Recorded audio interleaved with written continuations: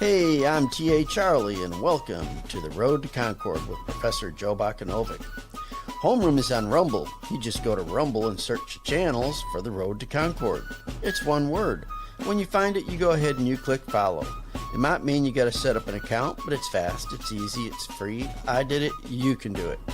For those technologically challenged members of the class, you can also catch us on Facebook and YouTube. After the show, it's uploaded to Podbean, iHeartRadio, Spotify, and BitChute. Just look for The Road to Concord. You can go to the blog page, that's theroadtoconcord.com. That's where you'll find all your show notes, study notes, and handouts for the class. The phone is working. If you don't know how to call in, email us and we'll think about it. Finally, you can email a professor at joe@theroadtoconcord.com. He's a little slow, but he'll eventually get around to emailing you back. This show is currently mainly listener-sponsored. If you are interested in advertising your business on the show, please email us. With that said, we ask for your participation on a value-for-value basis. If you find our show of value to you, then you provide an equivalent portion of your labor and treasure through the donate link on the Road to Concord blog page, the show description on Rumble, and in the comments on the other streams. And thank you to all of you who have and will support this show.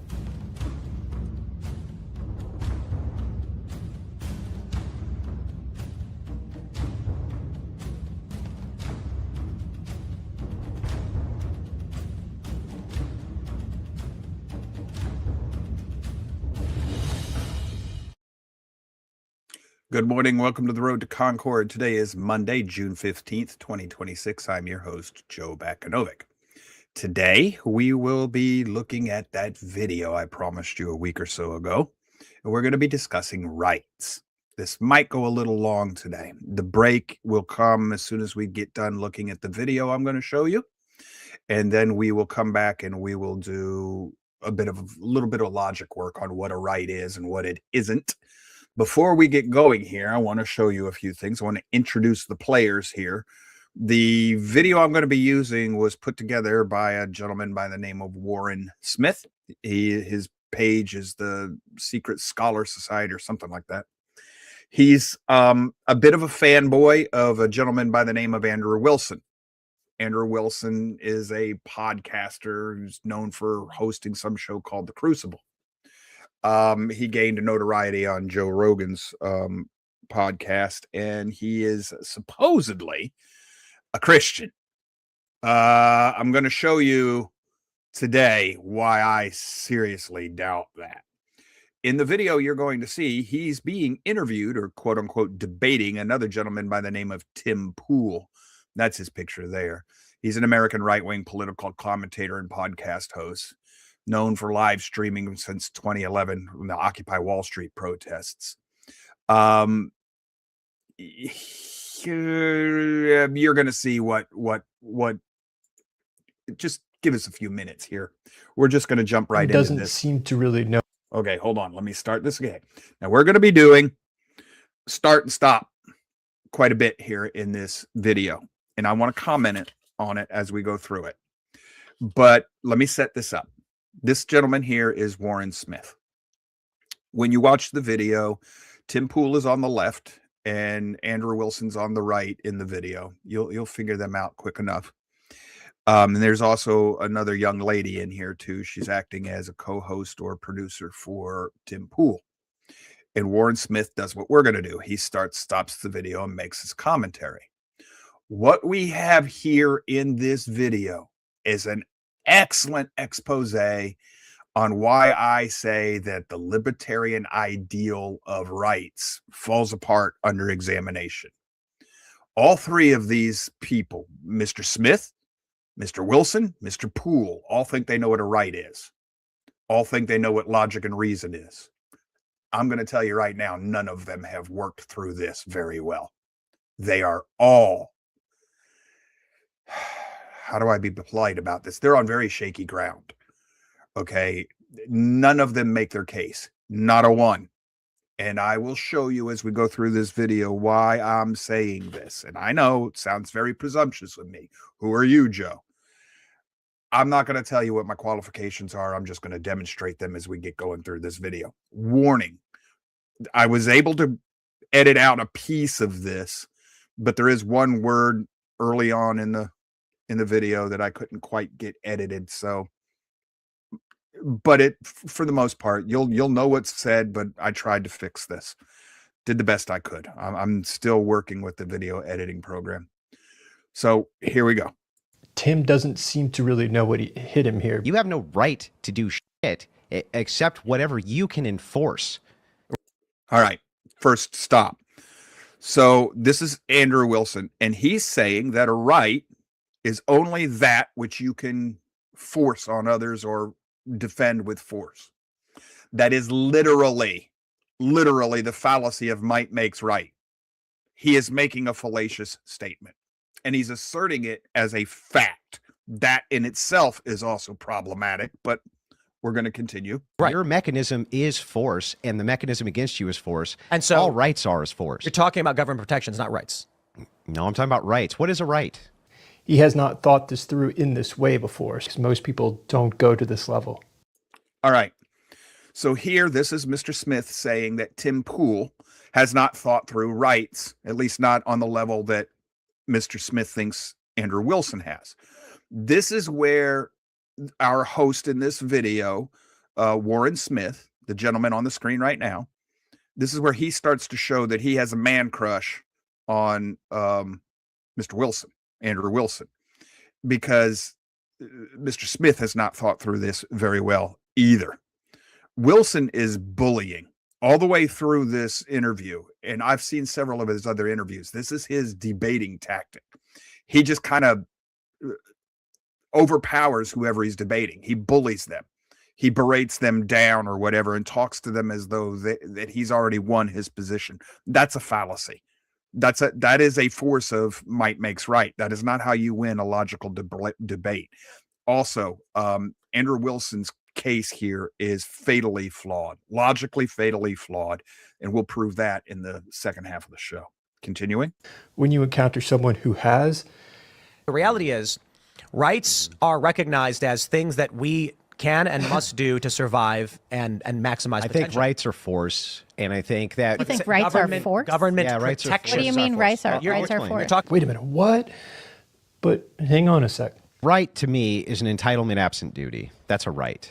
Okay, you're entitled to it, but you have no duty. What does that mean? If you have a right to own a gun, do you have a duty to own a gun?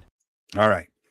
So what we're having here at this point, entitlement without duty. First of all, that's moving the goalpost. That's a fallacy.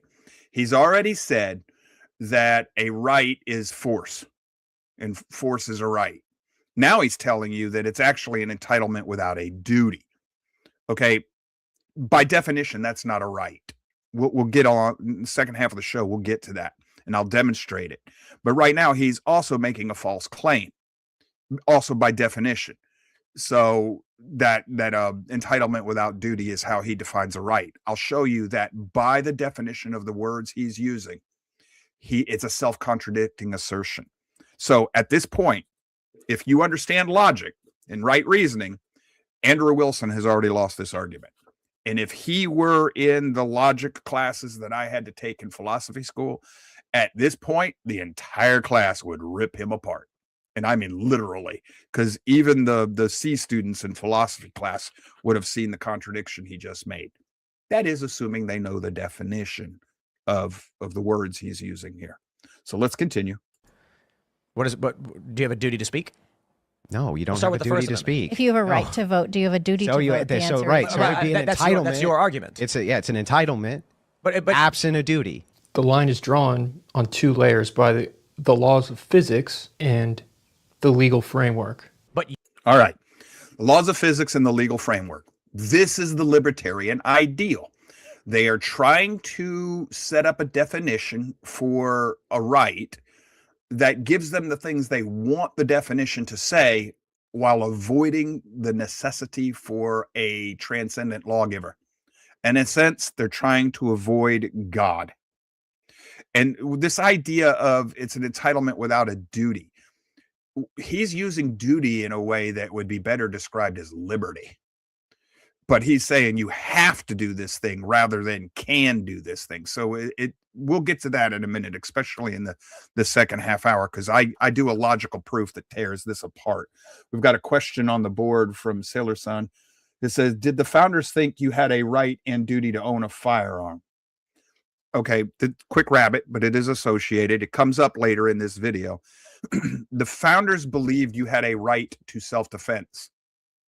And yes, there is a duty within a collective society to participate in the defense of others as well. That's what the Commonwealth was for. That's what the Declaration says.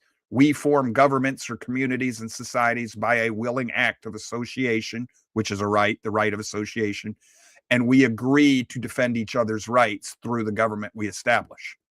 So yes, the founders would connect duty and rights to each other. You'll see how that comes about in the second half of the show. Let's continue and see where they go next. You can speak. Yeah, you can. And so until you can't. The question until somebody stops you with force. You only have a right if you can defend it against force. All right. No. Why am I saying that? As you will see in the second half of the show, if I can take something away by force, then I've also removed the notion of a claim, meaning that I cannot claim that you've done me wrong. So if might makes right is the way the world works, you have just removed right and wrong, the concepts of right and wrong. You've removed the ideas of morality, and you've removed the idea of anything other than law of the jungle. Okay. And this is also equivocation, because they're mixing up, they're using different words to discuss what by form and function is a right and a liberty. Okay. Liberty can be quelched by force. Yes, that can be done, but the liberty does not remove the right.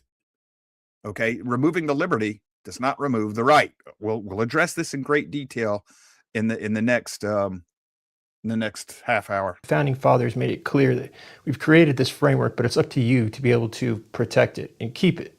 So you're talking. All right, correct. They did say we created this framework, and it is up to you to keep it. You know, what Mr. Franklin, what type of government do we have? A republic, if you can keep it. All right, yes. But there's more to it than just keeping it by force. You also have to keep it by moral unity within the society. And the founders were also equally clear that your rights do not come by force, and your rights do not come as a matter of legislation. Legislation recognizes that which pre-existed. So for Mr. Smith to invoke the founding fathers here in this discussion, where rights are totally outside of the framers' understanding of a right, this is the libertarian attempt to lay hold of the value, what they think is valuable in the founders' framework, the liberty, the freedom from other people impinging on you, without going to the fountainhead of that liberty, which in the founders' case was the creator. So if you'll watch and pay attention throughout this video, the idea of God is being purposely avoided until the very end. Let's keep going. Talking about government restrictions are made up by us as a people. Just people can adhere to your rights without any form of government. If you're walking down the street and you speak, and a guy turns around and smacks you in the mouth and breaks your jaw, right? He has now used force against whatever this right you think you have to speak. We do walk around today as though this is all it's just the way it is and nothing can challenge it, but it will be challenged. Right. But that force is just restricting the liberty. It doesn't take away the right. Okay. So this is what all of these people in this discussion are missing. Continuing. At some point. So it is an intrinsic moral function. Well, okay. Intrinsic meaning what? All right, right there. Intrinsic meaning what? Notice in this discussion how Andrew Wilson uses terms and just assumes he's right and you understand him, and doesn't bother to really explain his terms. He says, well, it's an entitlement without duty. And he explains what he means by duty, but he never told you what he meant by entitlement. So Andrew Wilson is doing the exact same thing that he now subtly belittles Tim Pool for. Entitlement meaning what? That's a form of ad hominem attack. Okay, that's fallacious. That's not good reasoning here. And what he's doing is he's trying to the audience, he's playing to the audience, trying to make Tim Pool look like an idiot. And he keeps, what Andrew Wilson's doing is arguing as a really refined leftist. He keeps bouncing around and moving the discussion. He's not making an argument. He's asserting unsupported assertions is all he's doing. There's no argument here. Not really. There's an unsupported assertion. But he is expecting Tim Pool to make a proper argument, whereas he's not presenting one himself. That's also a fallacy. So I'm being as polite as I can be here right now, but boy, would I like to be harder on this guy right here, Andrew Wilson, because what he's doing is, this is a right-wing progressive. That's who he is. And I'll prove that to you before this video is over. Let's keep going. Meetings, again, I'll try to explain. If you're born and you live in the middle of the woods, there are things you can do. You can hunt for food, you can defend yourself, you can speak freely. But because you can do something doesn't mean you have the right to do it. Yeah, but what makes it an intrinsic right to be able to do? Like, where does this... Notice what Wilson just pointed out. I mean, Smith just pointed out. He just pointed out that Andrew Wilson's wrong. Just because you can do it doesn't mean you have a right to do it. Well, if I can do it, that's force. And according to Andrew Wilson, that's a right. So I do have a right to do it. See what I'm talking about? This is a mess. This is a mess right here.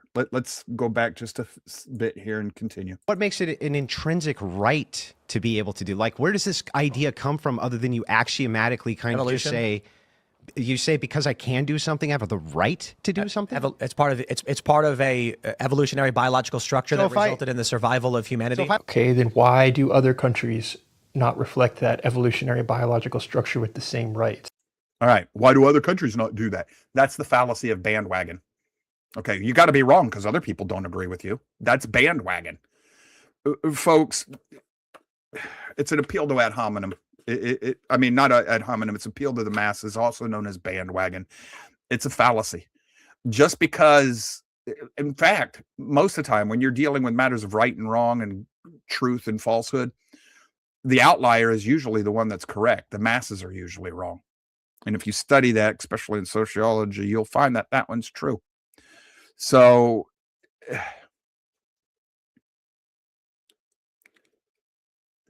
please forgive me. These type of arguments bring out the shark in me, and I'm trying not to be ugly because, man, the drill instructor wants to come out here. Let's keep going. So if I grab a spear and I can stab somebody with it, I have a right to? Yes. He just said that at the beginning of the video. Yes. Rights are force. If I can do it and get away with it, I have a right to do that. I hope you see this, folks. He just contradicted himself. Now he's trying to make Tim Pool look like the idiot.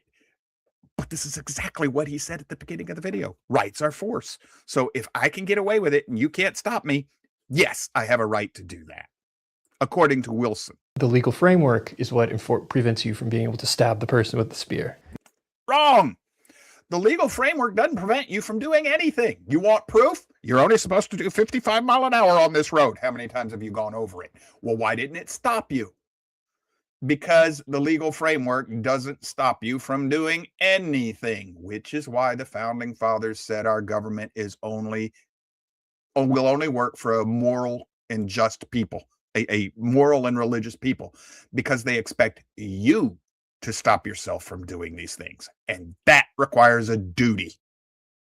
So Mr. Smith here, Warren Smith, he's wrong. He just made a factually incorrect assertion. Continuing. No, that's attacking somebody. That's violating. Yeah, but other than an axiom of you shouldn't do that because. Okay, axiom. He's gonna use this word now. Wilson's gonna insert this word axiom. Now he just belittled Pool and berated him for where did these assumptions come from, man? I mean, what? And then he's gonna say, well, let's just say it's an axiom, folks. Axiom just means supposition. So what he's going to do is he's going to use a different word and say, well, it's okay for me to suppose things because I'm using the word axiom. But it's not okay for you to assume things that aren't proven because you're not using the word axiom. This is another form of fallacious arguing. And this one here, I wish Poole were better understanding of how to how to critique things, because this deserves Andrew Wilson to get berated badly right here in this interview, but it's not going to happen. He's doing what he is denying Poole the right to do. So I guess he's using his rights to berate Poole and belittle Poole, and that makes this all correct now. So Andrew Wilson has a right to do this. In his mind, Poole doesn't have a right to do the same thing because he's not strong enough to talk over Wilson. That's what we're seeing. This is chaos. This is lawlessness within logical discussion. It's chaos, and I'm going to have a really harsh comment here in a couple of minutes. Let's keep going. Because I just don't feel like you should. What makes it intrinsic that I don't do that? That you don't go and kill another person? Yeah. So the way I view rights would be things that, and again, there's a debate over what rights are. Yeah, let's start with that. What are they? I genuinely think Tim has never been challenged on this idea before. No. So there, it's honestly difficult to define, Yeah. but it is certain moral structures or. I would say axioms. Would you agree with that? Just an axiom. See, this is where he's inserting his word. This is where Wilson's trying to control the discussion by limiting the other person's language. That's progressive move right there, folks. That is progressiveness through and through. I've already taught you that on this show. Continuing. Rights from God according to the Constitution. This is an axiomatic principle. It means this is our philosophical starting point, is that we have these. I would put it as right there. Don't forget what Wilson just said, that in the Constitution, it starts with the rights come from God. Oh, wait till we get to the end of this video. Things that were required or greatly beneficial to the survival of an individual that we greatly benefit. I agree. We benefit. I just don't know what makes them intrinsic, or you're born with them or something like this, other than we just kind of agree to it. So I think the restrictions we kind of agree to. And some people might view some things as rights and other things not as rights. Mm-hmm. I think Tim is using the word rights too loosely, and that's why he's getting trapped. Well, so does Wilson. Wilson keeps changing his definition of right. It's force. No, it's an entitlement without duty. No, it's force. So they're both doing the same thing, but notice that Mr. Smith only focuses on Tim Poole. This shows me he's got a man crush on Wilson. Yeah, but when I'm asking you this question, right, I'm asking the foundation from which you say, I have the right to speak or write. We need to be able to in like order to survive. So now everything that you need to do in order to survive, you now have a right to it? You have to eat? You have a right to eat? Yes, 100%. Really? You have a right to do that? Why do we have to then go pay for food? All right, right here. Warren Smith is as confused as both Tim Poole is, and I believe even Wilson. I'm not going to give him the benefit of the doubt. Okay, you don't have a right to the food. You have a right to seek food. This is where they're confusing rights and liberties. They're conflating them. And when you do not make distinctions between these type of concepts, you end up where they're at right now. This is a logically confused mess. And right now, none of them are making any sense, not in a logical framework. So let's just keep going here. And that's the problem, is they're confusing the distinction between freedom and liberty. And they're going to make this comment here in a minute. And even though they make it, they still don't understand the relationship between a right and liberty. I'm asking what makes them intrinsic. When you say I have a right to eat, okay? If you don't, you'll die. If you have if that guy has all the food over there, you no longer have a right to eat. We're not talking about your right to steal from others. If you are standing no longer have a right to eat. If you're standing in the woods by yourself, eat that mushroom. Okay, got it. You can eat the mushroom. But what makes it a right to eat that mushroom, and what makes it not a right for a guy standing next to the mushroom to say, I have a gun and I don't want you to eat that mushroom? See, we're back. Now it's not an entitlement without duty. Now it's back to might makes right. He's moving the goalposts again. You're now once again talking about laws and restrictions. Yeah, okay, but my whole theory is that rights themselves are force. This whole thing sparked off of just the claim that rights are bound by force. And that's all they ever are. It's just your ability to use force to do thing you want to do. I think you're just making you call that a right. So there's a distinction between freedoms and rights. If you're making an argument that That's the distinction between rights and liberty right there. And we'll address that in the latter half of the show. Someone should or should not be allowed to do something is an entirely human social construct. I agree. All right, right there. Whether or not you should or shouldn't be allowed to do something is a human social construct, and Andrew Wilson agrees. That means a right, even in Wilson's argument, is a human construct. Do you guys realize what Wilson just said? Now, he'll tell you in his bio he's a Christian. He just told you he's not. He just said he's not a Christian. Wait until the end of the video. He'll make it very clear. Right. I'm saying that the reason we have protections of rights is because we've determined certain things are required for the reasonable survival and expansion of humanity. But why? Okay, but this makes no sense, right? So if all right is to you, Tim, is thing X, which is necessary for the survival of a man, in this case, blinking and breathing and eating, and why couldn't you extend that to literally everything? You need. All right, right there. Why can't you extend it to everything? That's a form of reductio. Okay, that's a fallacy. But now I have a question for Mr. Wilson. If rights are just force, why can't I extend force to literally everything? Well, he's just telling Tim Pool, you can't do what I'm arguing I can do. It's fallacious. He just defeated himself again. You need healthcare to survive. You need guns to survive. You need a house to survive. You need everything to survive. And I think Tim realizes he has cornered himself here, and he hasn't thought this through before. I think we should move on, but I think the challenge is, I don't know if you're unwilling to understand or what. No, it's just the level of analysis is different. He's thinking at this through the lens of epistemology. No, he's not. No, he's not. Okay, we got to stop real quick. I want to show you something. The definition of epistemology. Warren Smith should have looked this up before he used the word. Epistemology is the branch of philosophy that examines the nature of knowledge, its presuppositions and foundations, and its extent and validity. It's the theory of cognition, the branch of logic which undertakes to explain how knowledge is possible. Not what things necessarily mean, but how it's possible. I think what Mr. Smith wanted was the word metaphysics. And they are a huge difference. Metaphysics is the explanation of reality. How to perceive and understand reality as we live in it, or as we can perceive it the best we can understand it. These two words are very different from each other, very different concepts. And what Mr. Smith just did there is a big no-no. Okay, because now he has just totally lost the narrative that he's espousing in his video here.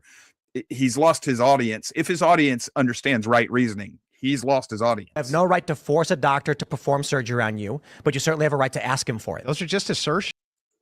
Okay, whoops, I didn't mean to do that. The freedom to ask him for it. All right, those are just assertions. That's what Wilson said.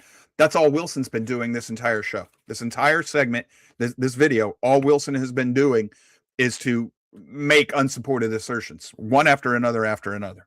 Okay, we're going to continue this video. As soon as we're done with it, we'll take the break. We'll come back. Like, you just assert these things as though they have a grounding epistemic foundation from which you can make the assertion. Based on where do you make the assertion that you're not allowed to do X other than because Tim Pool's preference is that you don't? Epistemology is where does the thinking come from at the root level? No, epistemology is the study of how you can know anything. In other words, how do you think? Where does the thinking come from? The way Warren Smith is using this language, he means, what is the nature of reality? So how is it inherent? That's the nature of reality. That's metaphysics, folks. You cannot get these two things confused and still be able to follow a logical, rational discussion. And yes, I understand that this is the nature of, this is the wheelhouse of philosophers, but guess what? I got my Velociraptor shirt on. You know, I'm wearing my degree at the moment. So let's keep going. I think that you can say that everyone has these rights, and it's a function of whether or not their government allows the rights to be recognized. That's the contention. When you say, I think everybody has these rights. Yeah, that is my belief. Yeah, it's a belief. Yeah. Based on.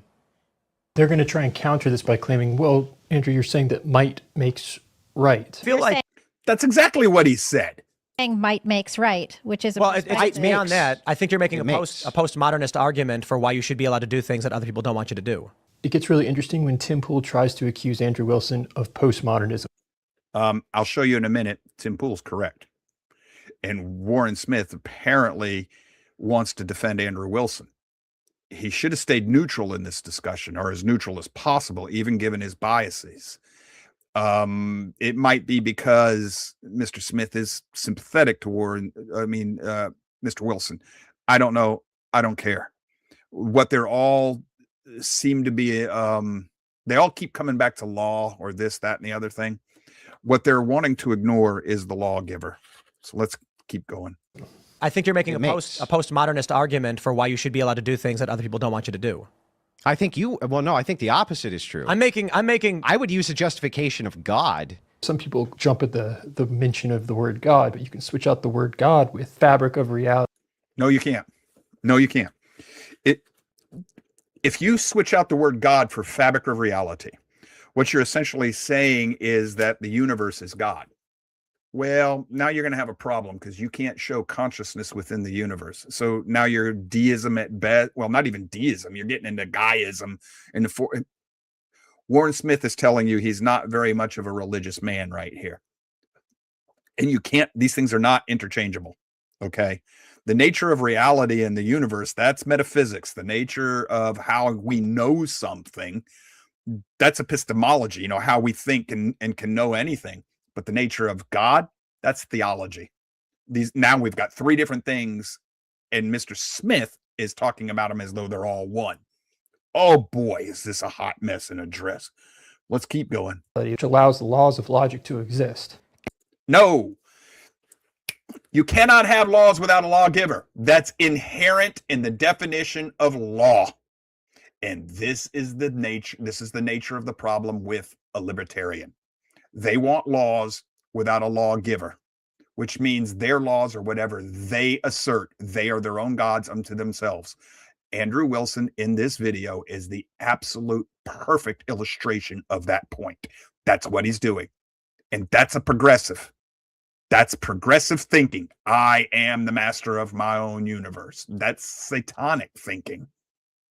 And he cannot pin it to anything because everything Wilson claims for himself, if Tim Pool were strong enough, he could turn around and take away from Wilson.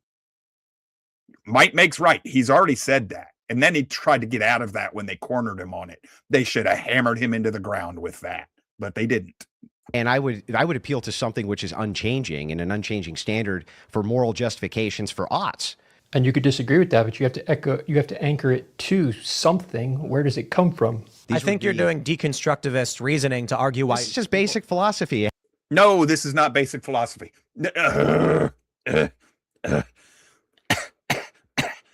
is anything but philosophy. Philosophy has to be sound, valid, and rational. Andrew Wilson hasn't done that once in this entire video. None of what he's been arguing is sound, valid, rational thinking. It's not right reasoning. It's berating your opponent, asserting your right, and then just screaming over the top of the audience. That's not philosophy. He's asserting the right to impose himself on others. He's demonstrating that he does believe might makes right. But that's not a right. It has nothing to do with deconstruction or postmodernism. Basic philosophy, you have to have a justification for a position. This is what happens when you treat thinking as though it is interconnected at the same level as the laws of physics.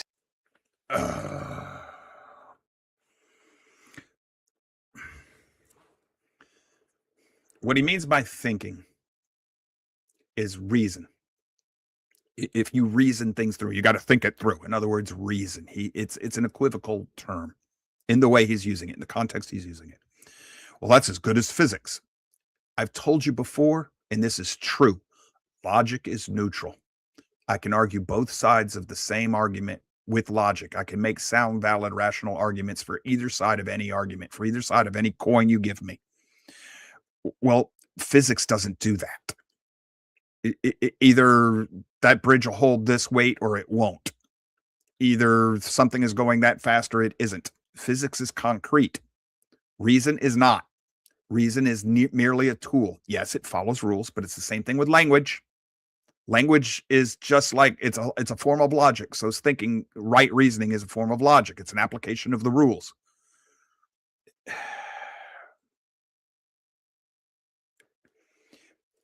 Warren Smith, you don't understand the concepts you're talking about. You shouldn't have done this video because you confuse your audience more than you've helped. So you haven't demonstrated why the axiom or the starting point, we start with rights, Andrew. You haven't demonstrated why we do, other than because I observe that if we don't act in this way, you expire. But it's like, all right, Andrew Wilson has not demonstrated his axioms. So he's wanting Poole to do something that he himself will not do. That's fallacious. Then he grants that Poole is at least attempting to work out his arguments based on observation. That's metaphysics. That's closer to rational thinking than anything Wilson has done. So Wilson, to somebody who understands right reasoning, has just said Tim Poole is closer to where he should be than Andrew Wilson has come at any point in this argument. So he just conceded that he's lost. Let's keep watching. like, okay, but why is that even bad?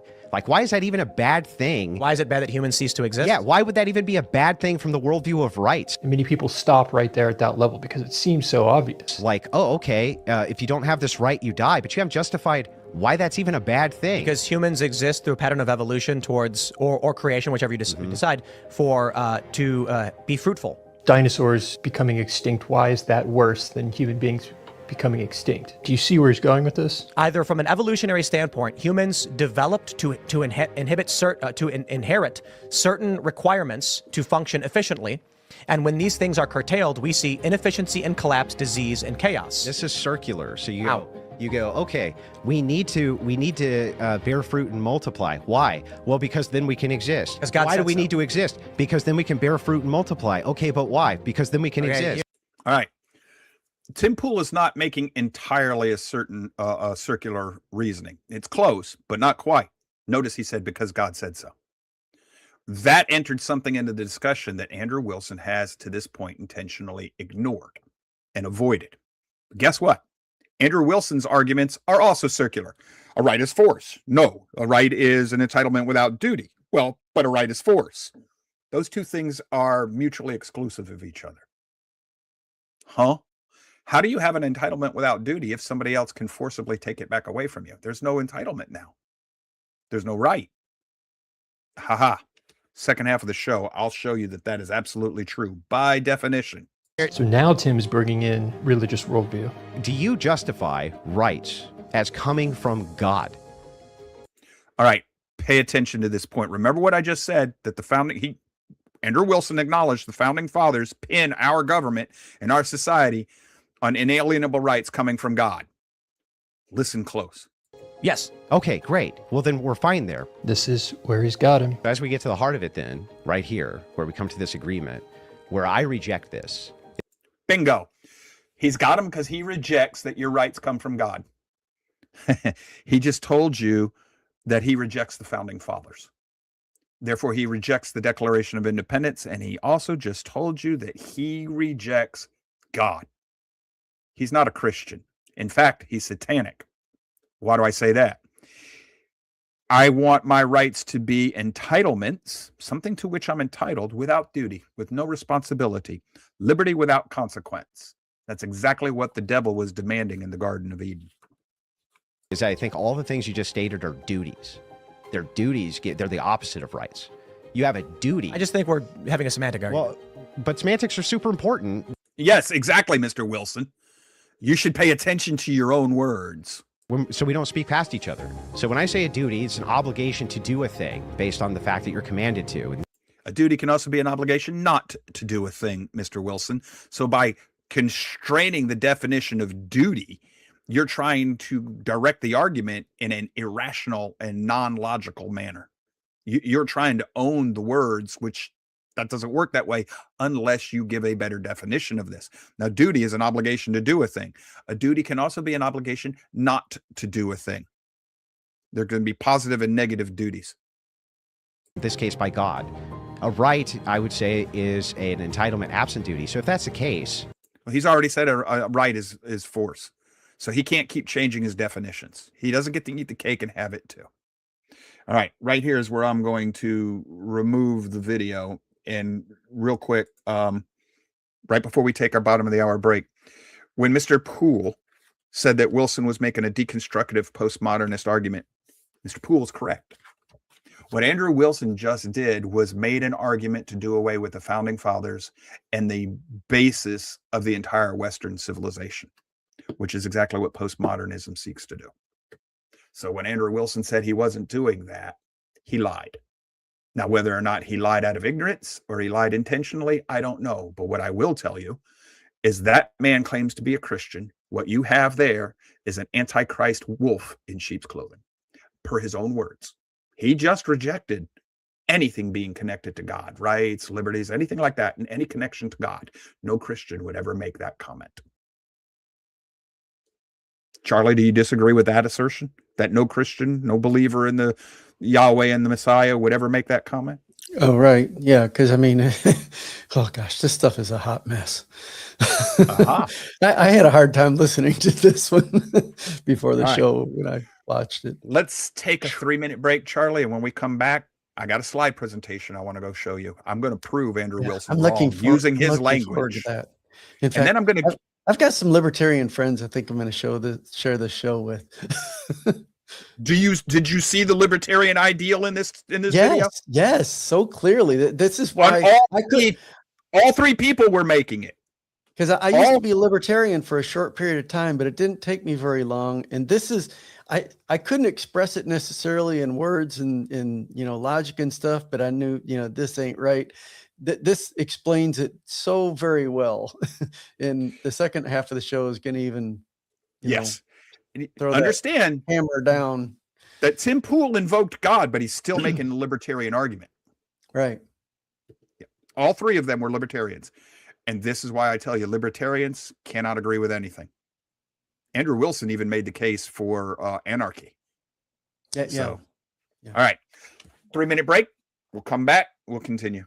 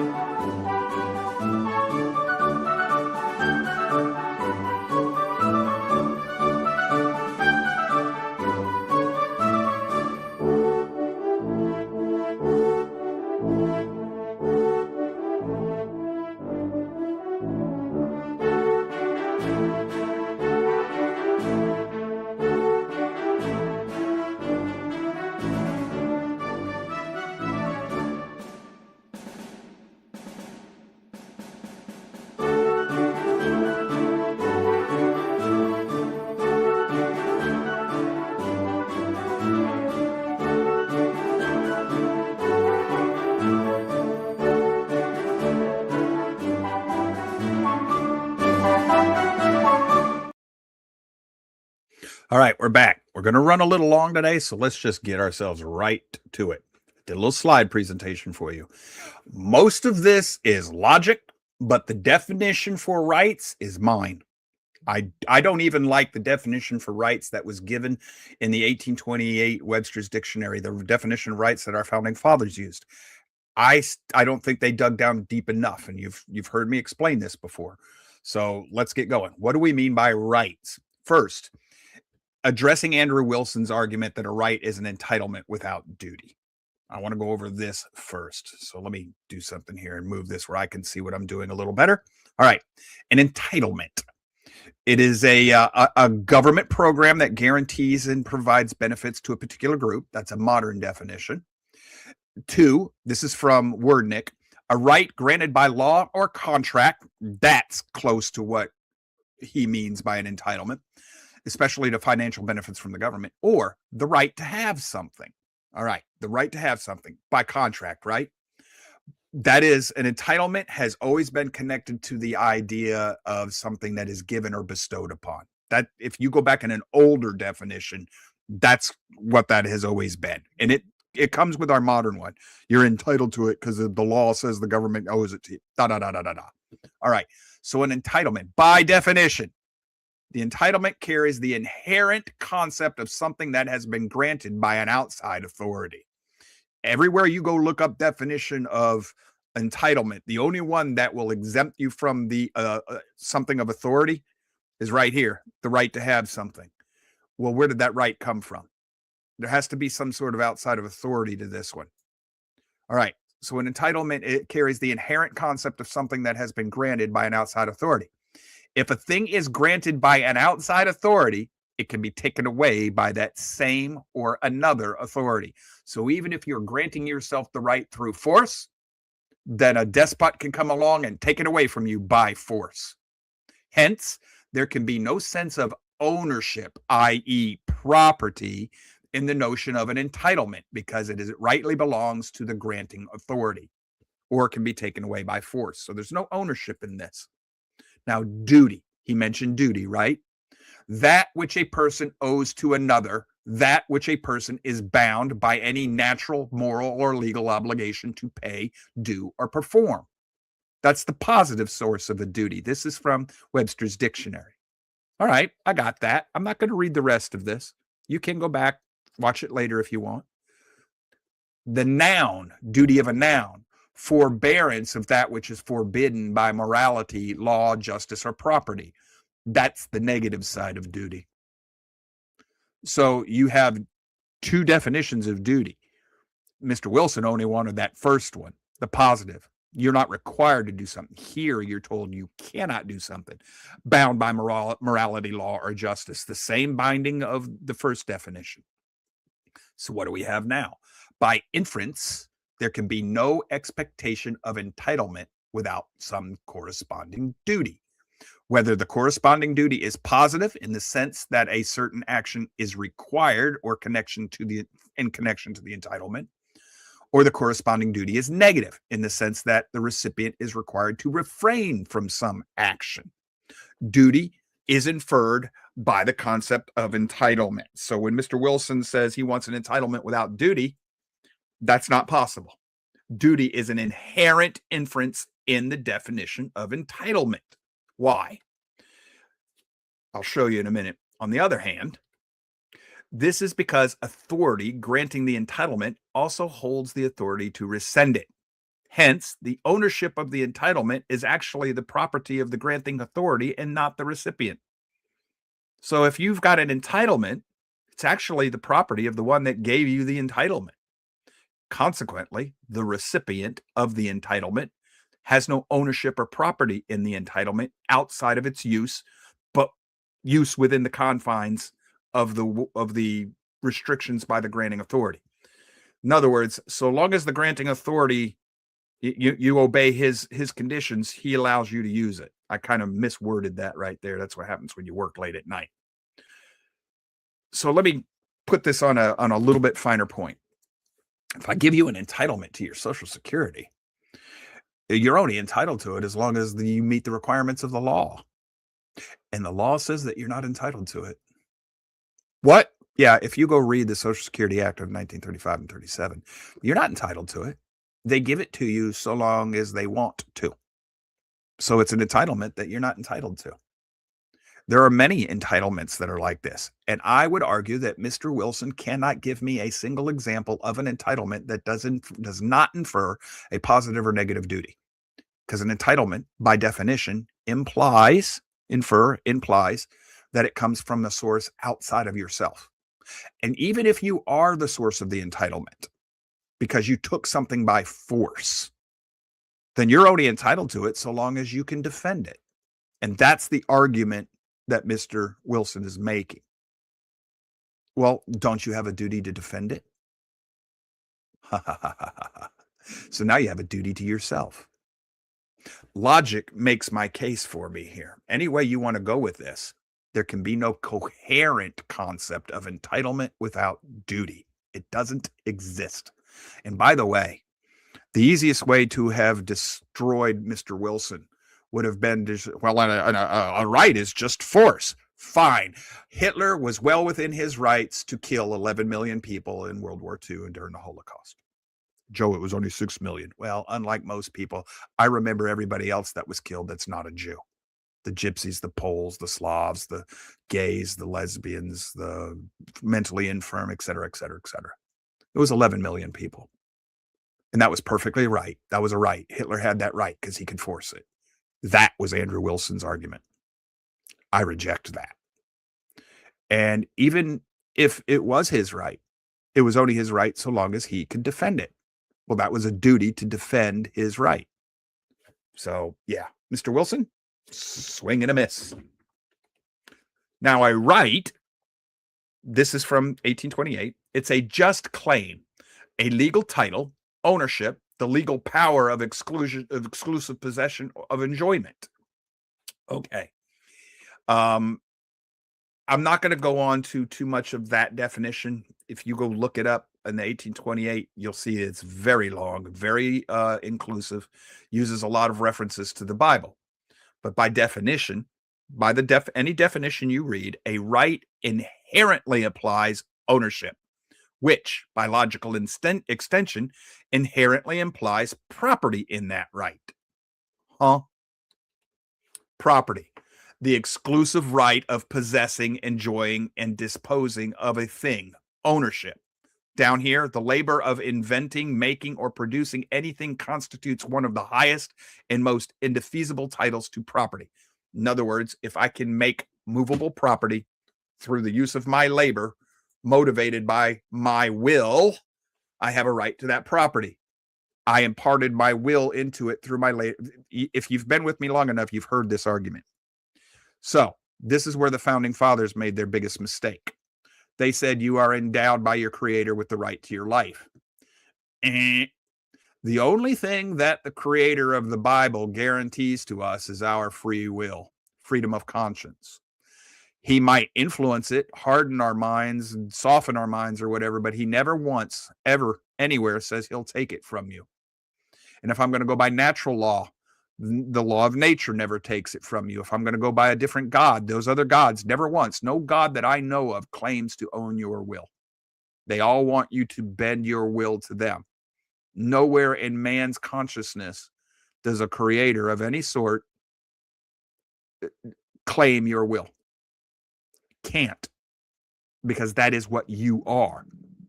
Your body is your body. It's in the language. Your body, your will is you. It's not your brain.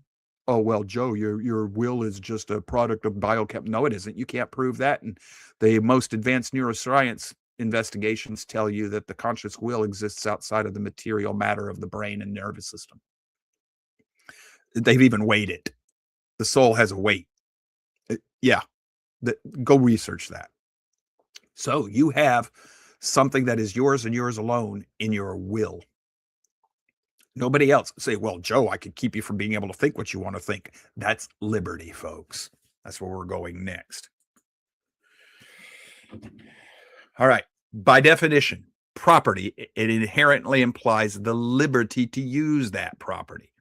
Therefore, by definition, liberty is inherent to the concept of rights. If I have it and I have no no freedom to use it, then what good is it? I might as well not have it. It's like not having it. So I can curtail my liberty.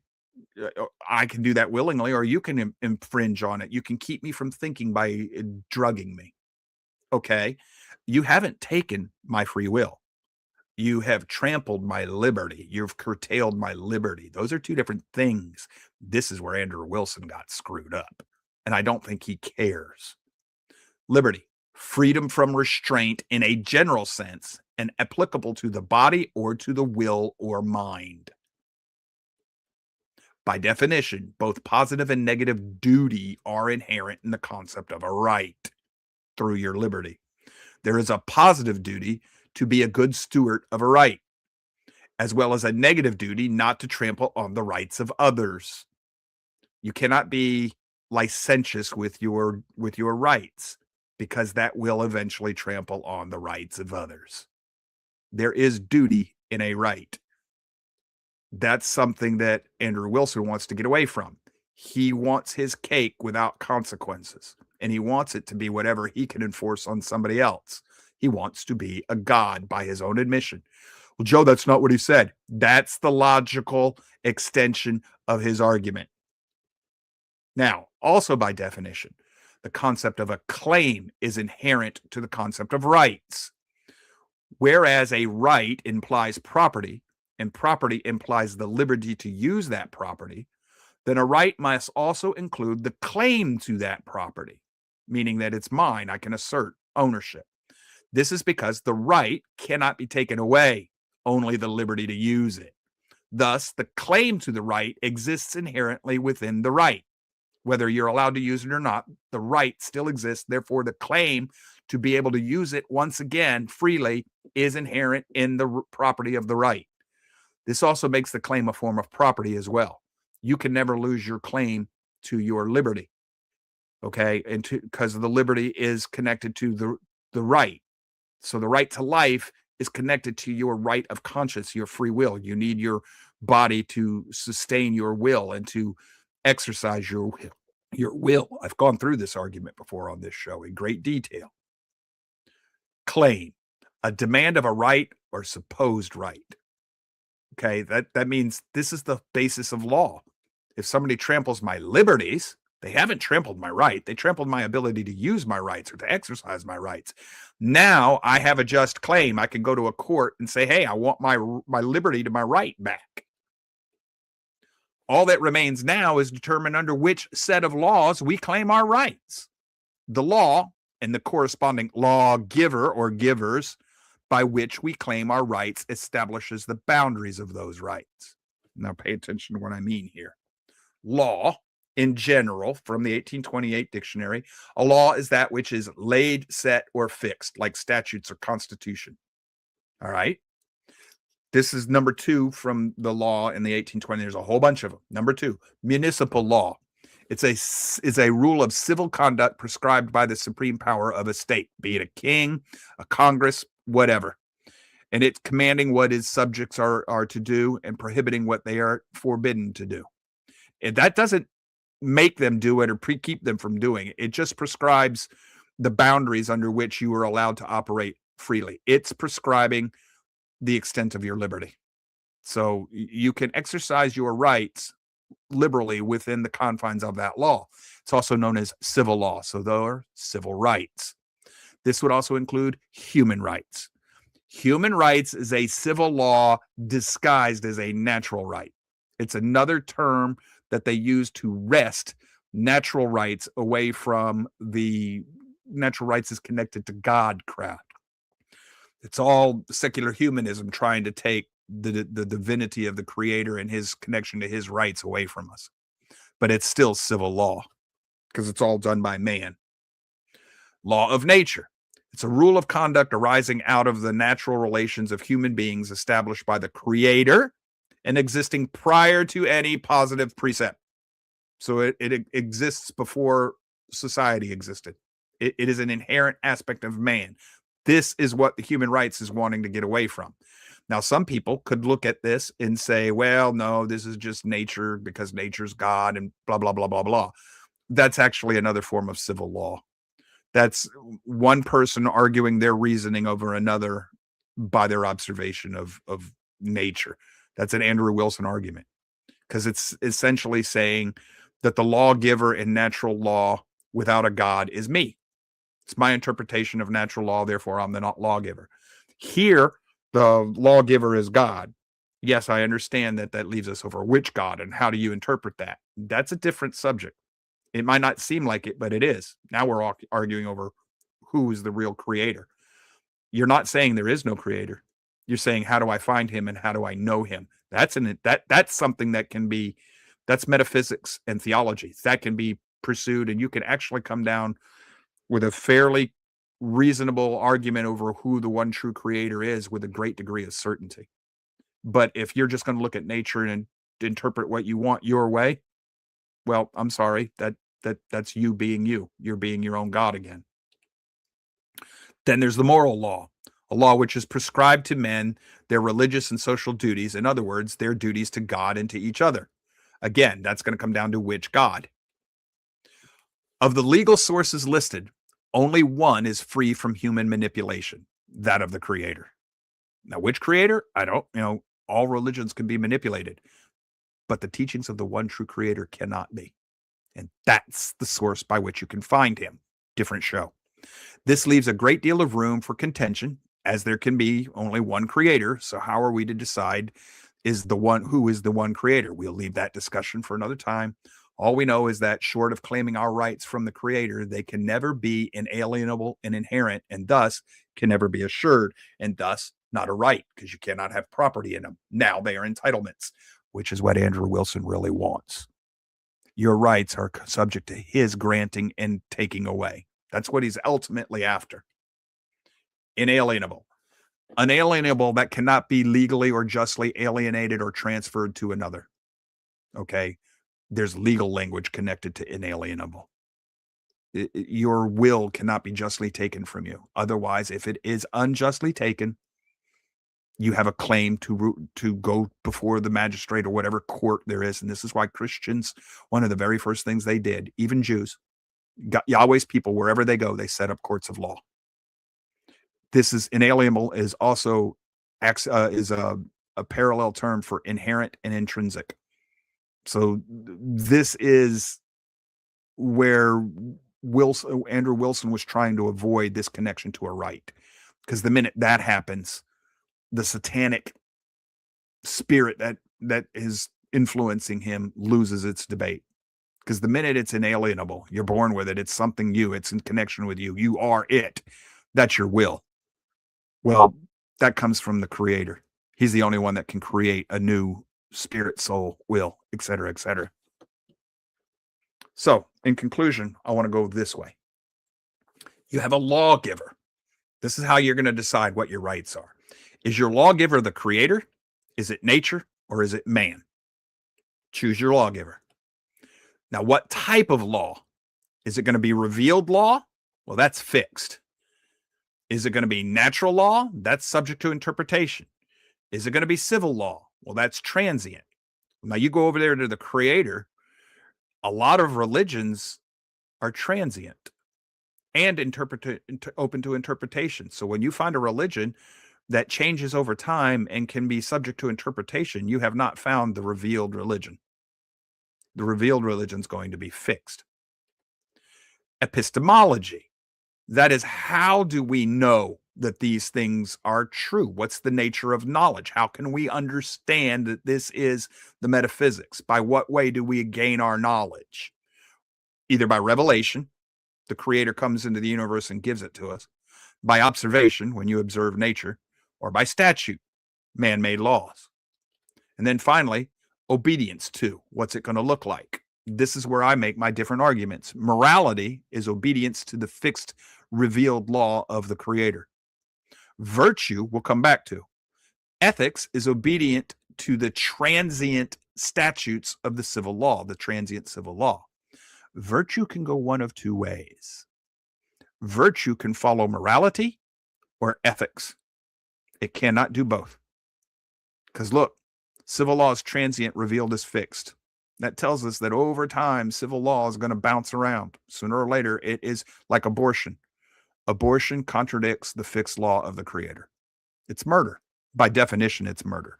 Well, it's not a person. Then how do you do human rights now? You see what I'm getting at with the interpretation and the transience? If definitions can change, then it's transient, meaning it moves around in time. It's not fixed. Ergo, my argument is it cannot be morality. So this is why I argue that morality and ethics are different. Ethics answers to man and can change with the culture, times, and laws. So does religion. Not the Creator, religion. This is the path that you would run down to find the true faith as opposed to all man-made religions. Morality answers to the Creator and is fixed for all moral agents everywhere across all time. Virtue, however, can follow either a divine or man-made path. So what is a right? This is Joe's thinking.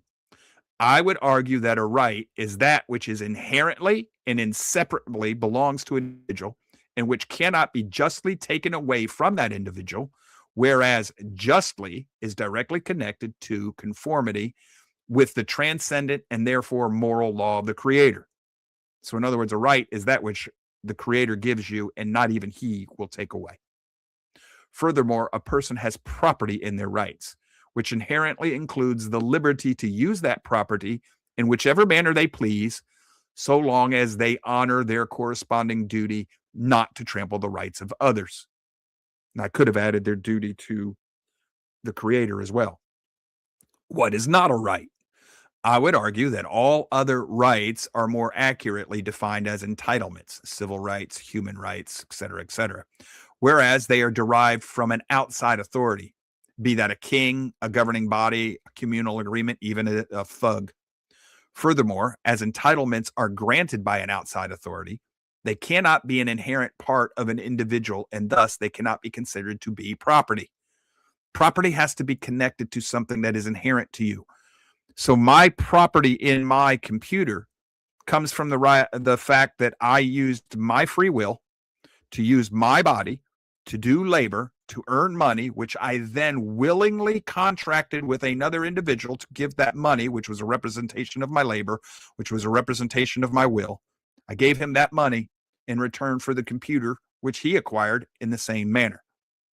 So that was a willing exchange. My labor for his labor. My will to his will. The computer is just a manifestation of that exchange. These facts restrict the corresponding liberty to use those entitlements as one sees fit. In other words, if you have an entitlement, you don't have a liberty to use it however you want, even if it doesn't trample on another person. You don't, because it's not yours. And therefore, you can never have an entitlement without duty. I think I argue that. Finally, if we accept my definition of rights, and that's mine, you can reject it, then they are an inherent part of an individual, and therefore they remain so long as the individual remains. They may be trampled or forcibly restrained, but they cannot be taken away or destroyed. It is for this reason that the right of a claim also remains and provides the foundation for all just legal systems, as well as the right of self-defense. That's what the Declaration of Independence was. Their rights had been, their liberties had been trampled. Their rights remained. Therefore, they were able to appeal to the judge of the universe to restore their rights, their liberty to their rights. I'll go over this in a little more detail at a later time. I'll focus it up. I have some spelling errors. I was doing that late at night. I was tired. I've got some errors in the slides. I'll fix them and I'll post this on the blog page up under, at the top. It'll be under where before you begin or whatever. But I'll show you at a later time. Charlie, comments, thoughts? Oh, wow. I like this. This is very good to kind of understand and boil this down to some brass tacks here, because I think you're onto something here. Yeah, But, I've got to polish this. We don't know what our rights are anymore. I mean, No, the world doesn't know. And like you said, if you can refine this down to reach our Gen Z and Yeah, if I millennials, can write things this like to the that. millennials and the Gen Woo! Zers and put it Boy, in a short little pamphlet, yeah, yeah, this yeah, will be. that they could digest and put. Ooh, yeah, that would be very, very helpful because they have no clue. No. Our education system has just destroyed our way we think and reason. Well, notice It's just not there anymore. It's none of the obvious from these people that were yes, debating, and that supposedly debating here. they're That not shows our the result they're of not this. from our generations, Charlie. No, no, no. They're not boomers or Xers. I mean, yeah, because I'm a boomer and I listen to this and I'm like, golly, this is a hot mess. I mean, I'm not. Oh, was that me or you? I saw I it just go circles. But anyway, hopefully I'm back on if oh it was me. you were never But interrupted. it's just okay. So maybe it was just on your end or something briefly. But anyway, maybe we're over the target. But that's it. We don't people don't understand this stuff anymore. Oh gosh, it just so shows the destruction of our society and Yes. what has happened to our society over just a short period of time too. Because I mean, we're only talking a couple generations here that it's just gone, Yes. and oof. We have a generation right now that does not know Elohim, God. Yeah, oh yeah, yes, yeah. And that saying doesn't mean that they're atheists. No, That no, saying no. means they are not in relationship with Yahweh. That's what Yeah, that means in the yeah, scriptures. yeah. Like knowing your wife, you're not in a Right, covenantal, intimate relationship. right. So, and this is what I would argue a right is and isn't. And that video I showed you, none of those three gentlemen. Mm. No, Yeah, it no, was no. bad. And wow, if I had been able to debate Andrew Wilson, I would love to do that. Oh gosh. Okay, we'll drop the gauntlet here. If they I do would, get wind of this show, Andrew, if you ever see you're this, invited onto our podcast. Yes. but son, you trust me, you will not yell over me. Yeah. That would I can actually tell be by fun, listening your voice isn't loud enough. but- I did my best here today, folks, and I think I did a fairly good job with this. But that video, yeah, I think you were. when I was in philosophy school and getting my degree, I would have gone beast mode on the three of them. I mean, that would have been chum in the water to a shark, man. I just that could be dissected multiple ways. I just gave you the most obvious ones. None of them understand right reason. None of them, and they demonstrated it. Yeah, it was And yes. Charlie, did you see where Andrew Wilson said he's not a Christian? Yeah. That's Now, I know in our modern times, well, he didn't use those words. He doesn't have to. It is the logical conclusion of the things he asserted. right. Okay. That's And called logical extension. And that goes to your comment earlier about we have a generation that doesn't know Elohim. Yes. Because even though, this kind of goes to what I, what my message was on Shabbat is, we often think about this idea of belief. You can believe in Jesus and you're saved and everything. Yeah, well, you can say that, but do you really believe in Jesus or do you believe Jesus? Yeah. And there's a big difference there. And if you read the scriptures, it points those differences out, but you've got to dig in there and see that and see how this goes together. So Believe in means you acknowledge it exists. Believe means you believe that they're telling you the truth. right. And that Yeah. you'd better obey it. And that you have a trusting relationship with Yahweh. Yes. So this is where we're going to wrap things up for today. Tomorrow we're back in our study of Genesis, and then Wednesday, Jeremiah, Thursday, Islam and Sharia law, Friday back into the scepter and the birthright, which, by the way, is getting really good now. So if there's no other comments or questions or anything on the board, we'll get going with this. Didn't come off exactly as well as I'd hoped it would be, but not bad for somebody who was half asleep when he put the show together. I think it'll do. All right. We thank you for being here. If you like what we're doing, please hit the like buttons. This is definitely a show that if you wouldn't mind, share it with people, because we have people like, and I like Andrew Smith. I mean, not Andrew, Warren Smith, excuse me. I like him. I like what he does. A lot of his videos are excellent. Don't get me wrong. But this is a case where he shouldn't have put that video out, in my opinion, because he doesn't help anybody when he does this. He's cheering on Andrew Wilson. So unless Warren Smith's purpose was to undermine Christianity and the foundation of the Western civilization, especially the United States, he didn't serve his purpose. Now, if that's his purpose, well, then I'm going to call into question a lot of his videos, and I might quit watching him, and he might start finding that I focus on him, not his guests. But most of what I've watched, he seems to be pretty good. I think this is a case of he hasn't been fully and properly educated in the philosophy that he's trying to conduct. Okay. Like the use of the words epistemology. He needs to understand what metaphysics is, epistemology, theology. These are all different areas of philosophy. Logic. Okay. Thinking is not written into the universe. Right reasoning is. They're different. Okay. You can be a jumbled mess of a thinker. That's just inconsistency and irrationality, but that's got nothing to do with right reasoning and logic.